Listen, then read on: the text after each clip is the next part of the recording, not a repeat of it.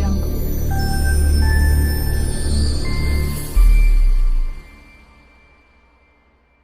Hi நண்பா, welcome back to எஸ்ஓஜெனிக். 2023 அதிகமாக ட்விட்டரில் பேசப்பட்ட படங்களோட டாப் 10 லிஸ்ட்டு பார்த்தீங்கன்னா வெளிவந்திருக்கு. வழக்கம் போல் நம்ம தளபதியோட படமான லியோ படம் தான் பார்த்தீங்கன்னா லிஸ்ட்டில் ஃபர்ஸ்ட்டில் இருக்குது.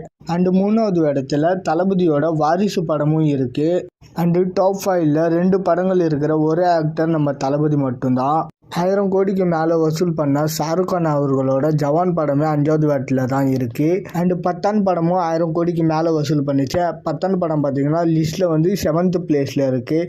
அண்டு ஜெயிலர் படம் லிஸ்ட்லேயே இல்லை. அண்டு இந்த டாப் 10 லிஸ்ட்டில் ஷாருக் கான் அவர்களோட 3 படமும் இருந்தாலுமே எல்லாமே 5க்கு மேலே தான் இருக்குது.